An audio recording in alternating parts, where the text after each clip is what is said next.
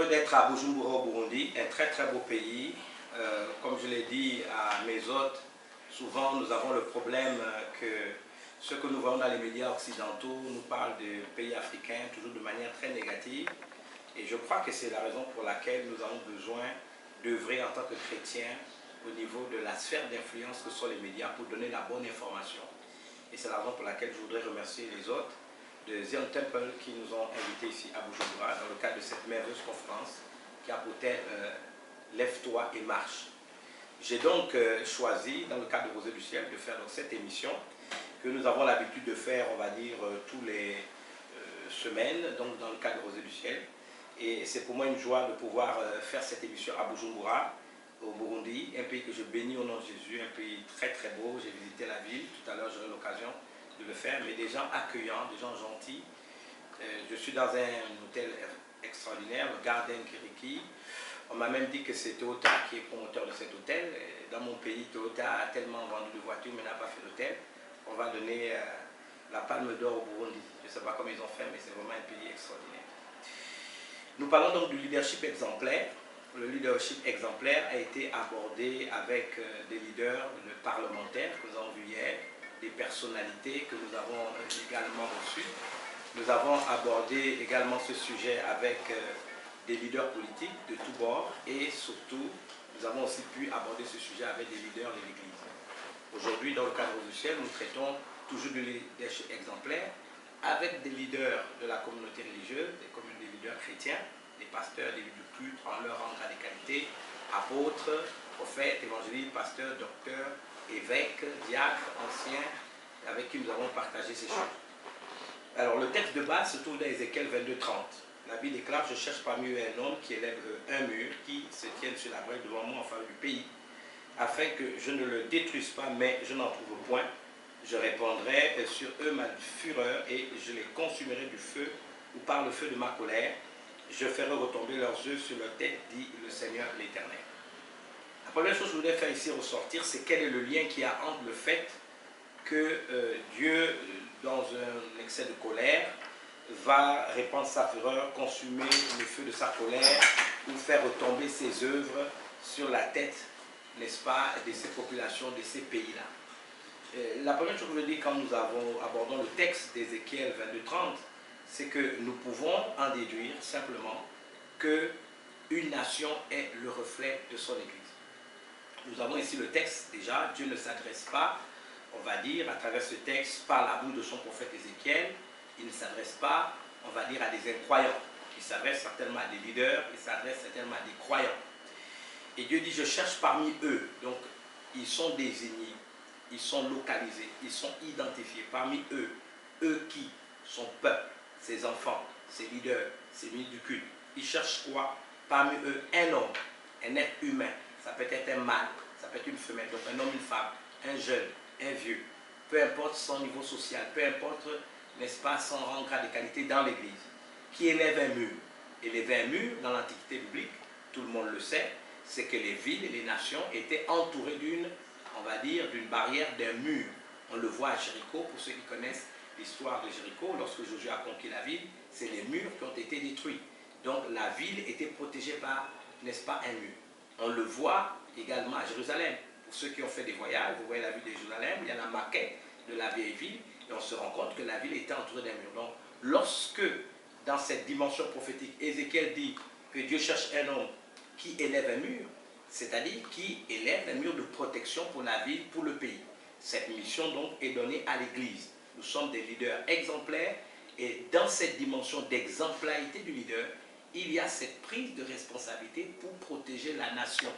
On ne peut pas être un leader simplement dans les quatre murs de l'Église, avec ses fidèles, on les appelle même les ouailles, ou avec, n'est-ce pas, ses brebis, et ne pas penser que, tel que Dieu a organisé les choses, nous avons une mission aussi qui va au-delà des quatre murs de l'Église, c'est la protection de notre pays, la protection, le bien-être de nos populations, n'est-ce pas, au sein de ce territoire, cet espace territorial qui est un pays, qui est un nom, et ça c'est important de le comprendre.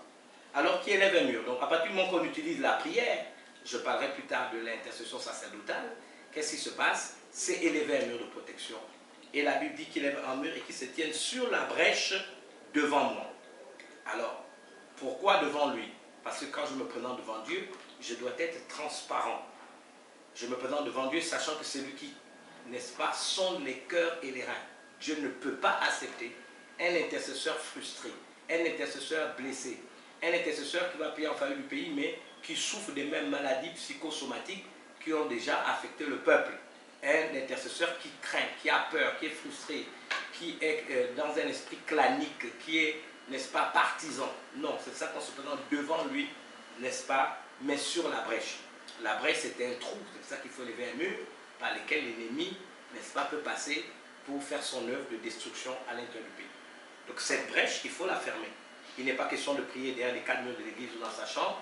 Il faut prier, il faut intercéder, donc élever un mur, s'assurer que lorsque Dieu sonde mon cœur et mon rein, ce pourquoi je veux prier, je ne souffre pas des mêmes mots pour lesquels je dois prier.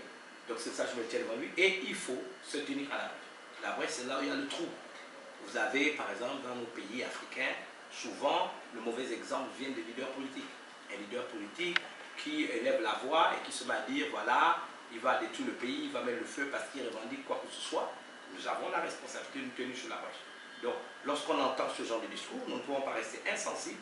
Qu'est-ce que nous faisons? Nous prions à l'église, nous prions à la maison, nous engageons les gens dans la prière, nous nous tenons devant Dieu en affirmant que peu importe les sujets pour lesquels nous prions, nous ne sommes pas nous-mêmes des victimes des choses pour lesquelles nous allons devoir prier. Ce sont on se tient devant Dieu, on est en transparence devant lui, sachant que c'est lui qui sonde les cœurs et les reins, mais on se tient aussi à la brèche. Donc qu'est-ce qu'on va faire? On prie, certes, mais on va vers ce leader politique, on va vers ce citoyen, on va vers ce voisin de quartier, on va vers ce membre de la famille qui a fait une mauvaise déclaration, qui projette, n'est-ce pas, une mauvaise action, pour l'exhorter, c'est-à-dire le redresser, pour le reprimander, pour l'exhorter à revenir à des bons sentiments. C'est ça aussi se tenir sur la brèche. Donc, là où il y a un problème, il faut qu'on s'y trouve. On ne va pas se cacher derrière la prière, il faut la faire, mais il faut aller surtout aller vers le problème et trouver, avec la sagesse que Dieu nous donne, une certaine science que Dieu nous donne, des solutions pratiques, n'est-ce pas, faire valoir notre expertise pour régler et solutionner les problèmes qui se trouvent devant nous. Alors Dieu dit, qui se tient devant moi en faveur du pays. Alors là, c'est encore extraordinaire. Il n'a pas dit en défaveur du pays. En faveur du pays veut dire pour l'intérêt du pays, à l'avantage du pays. Voilà, ça veut dire en faveur. C'est pour le pays. Donc la prière pour la nation ne consiste pas, n'est-ce pas, dans le fait de se plaindre, de ruminer, d'appeler le jugement de Dieu. Le jugement de Dieu n'est pas une bénédiction. Le jugement de Dieu, c'est une punition. Quels sont ces intercesseurs? Quels sont ces ministres du culte qui, lorsqu'ils se trouvent devant Dieu, ce n'est pas en faveur du pays, c'est pour décrire le pays. Décrire le pays, c'est quoi? Je dis tout simplement du pays ce que Dieu ne pense pas. Nous avons déjà vu dans, je crois, 2 Rois chapitre 19, que les gens de Jéricho étaient plus sages que nous. Ils ont dit, le pays est bon, mais les eaux sont mauvaises. Le pays est bon. Le pays, c'est quoi? Racine du mot paysan, c'est-à-dire l'espace territorial où Dieu nous a établis. Si ce pays est bon, cela veut donc dire que dans cette terre, Dieu a mis du pétrole, Dieu a mis des minéraux, Dieu a mis des ressources. C'est ça que le pays est bon. Tout pays est un pays où coule le lait et le miel. Israël étant simplement ce que nous appelons le moule des nations. Tout ce que Dieu dit à Israël s'applique à toutes les nations. Si c'est un pays où coule le lait c'est symbole d'abondance. Je parle du pays, je ne parle pas d'autre chose. Le pays, c'est l'espace territorial. Mon pays, c'est 267 667 km², c'est le Gabon. Donc le pays là, c'est ces 267 667 km². C'est l'espace territorial qu'on appelle pays. Le paysan, c'est celui qui travaille la terre. Donc le pays, racine de paysan, est lié à l'espace territorial. C'est là où il met l'or, c'est là où il met le diamant, c'est là où il met le pétrole, c'est là où il met le cuivre, c'est là où il met le manganèse, c'est là où il met les minéraux, c'est là où il donne un paysage idyllique, c'est là où il met la faune, la flore, des animaux et tout. Le pays est bon. Les gens de Jéricho étaient sages. Mais ils ont dit les eaux sont mauvaises. Et nous savons qu'Apocalypse 17, qu'elle nous dit, les eaux que tu as vues, sous lesquelles l'entité satanique, n'est-ce pas, est assise, c'est-à-dire domine et influence, ce sont des foules, des peuples, des nations et des langues. Donc nous comprenons que ce n'est pas le pays qui est un problème, c'est les gens qui vivent, qui sous le pays, comme du temps des Israélites, où ils ont décrié le pays. Dieu a dit que c'est un pays pour le miel, ils l'ont reconnu, mais après ils ont décrié. Décrier un pays, c'est dire le contraire de ce que Dieu dit du pays avec notre bouche. Cela a valeur de malédiction. La mort et la vie sont au pouvoir de la langue. Quiconque l'aime en mangeant les fruits, nous dit le proverbe 18, verset 20 à 21. Donc, c'est très important de prendre conscience. Donc, quand nous intercédons, Dieu dit en faveur du pays. L'intercession pour la nation, c'est toujours en faveur du pays. Ce n'est pas au détriment du pays. C'est toujours en faveur du pays. Et ça, les leaders exemplaires doivent le comprendre. Il dit, afin que je ne le détruise pas, mais je n'en trouve pas. Je ne pense pas que Dieu a un frigidaire ou à l'intérieur il a une bénédiction pour un pays. Mais comme le dit Jérémie, je crois, 19, 6 ou 6, 19, la Bible dit, je prends, n'est-ce pas, la terre à témoin, j'envoie sur ce peuple le malheur, fruit de leur propre pensée. Donc le malheur est le fruit de notre propre pensée. Ce n'est pas Dieu qui l'a conçu, c'est nous qui avons mal pensé, c'est nous qui avons mal parlé, et le malheur s'est incrusté, s'est établi. Donc pourquoi Dieu répond, n'est-ce pas, sur la nation sa fureur et conçue par le feu de sa colère, faire retomber leurs œuvres sur leur tête, parce qu'il n'y a pas ce type d'intercesseur. Donc cela nous ramène à un deuxième texte que nous trouvons dans Malachie au chapitre 4, et là encore, nous avons un éclairage beaucoup plus puissant de ce que vient d'être partagé. À partir du verset 5, on dit, voici, je vous enverrai Élie, le prophète, avant que le jour de l'Éternel arrive, ce jour grand et redoutable, il ramènera les cœurs des pères à leurs enfants et le cœur des enfants à leurs pères, de peur que je ne vienne frapper le pays d'Éternel. Quel est le lien entre amener le cœur des pères vers les enfants, les cœurs des enfants vers les pères, de peur qu'ils ne viennent, n'est-ce pas, frapper le pays d'Éternel? On a encore une preuve biblique ici que l'Église, une nation, le reflet de son Église. Ici, qu'est-ce que le Seigneur est en train de nous expliquer? Il parle encore à ses serviteurs. Tout ministre du culte est un père, parce qu'il engendre des fils et des fils spirituels. Il engendre des fils spirituels. C'est notre mission. Nous sommes des encadreurs de conscience. Nous sommes des promoteurs de valeurs morales. Nous sommes des éducateurs. Donc nous engendrons des fils et des filles. C'est vrai, le plus souvent, dans les 4 murs, on va dire, de nos chapelles, de nos églises ou de nos communautés dénominationnelles. Mais ici, Dieu lit cette réalité à la nation.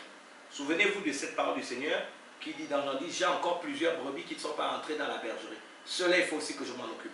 Nous devons donc avoir à l'esprit que ce que Dieu attend de nous, c'est de ne pas être seulement des pères de nos fils, filles qui sont dans l'église. Ce n'est pas dans l'église, n'est-ce pas, qu'on va vouloir témoigner de notre christianisme.